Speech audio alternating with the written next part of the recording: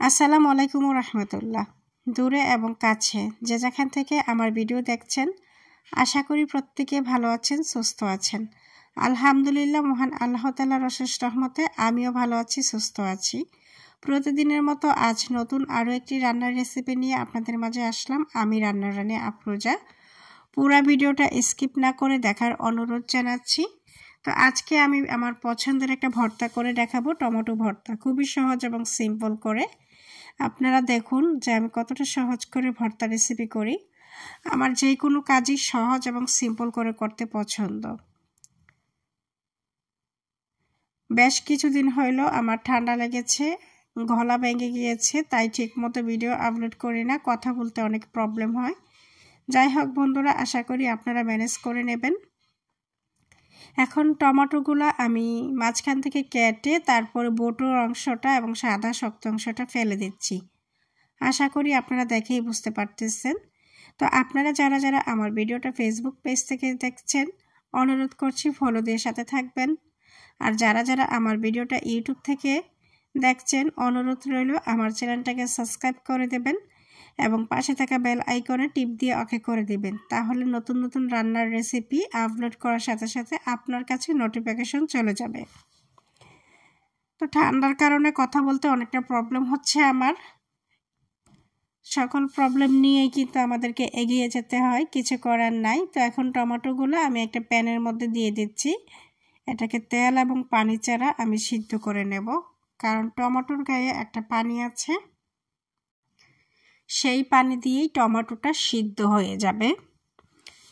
তো আমি বেশ 2 মিনিটের মতো এটাকে কুক করে নিয়েছিলাম ঢাকনা দিয়ে ঢেকে। তারপরে উল্টিয়ে দিচ্ছি। উল্টিয়ে দিয়ে আবার 2 মিনিটের মতো ঢাকনা দিয়ে ঢেকে আবার চুলা আঁচটা লো মিডিয়াম করে আমি কুক করে চুলাটা অফ করে দেব। অফ করে দিয়ে তারপরে আমি 5 মিনিটের মতো এটাকে রেখে দিয়েছি, এটা যেন ওটা ভাপেও অনেকটা সিদ্ধ হয়ে যায়। তো ভর্তাটা আমি বাটনায় বানাবো, হাতে বানাবো না। হাতে বানাইলে আমার হাত জ্বলে। আমি বাটনাটা নিয়ে এসেছি ভর্তা খাওয়ার জন্যই মূলত, যেন আমি অনেক ভর্তাই হাতে করলে হাত জ্বলে, যেন এটাতে করতে পারি সেই জন্য।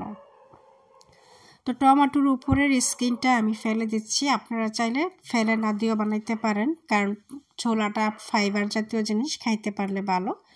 তো এইখানে ভর্তা করার জন্য আমি 3টা মরিচ নিয়েছি।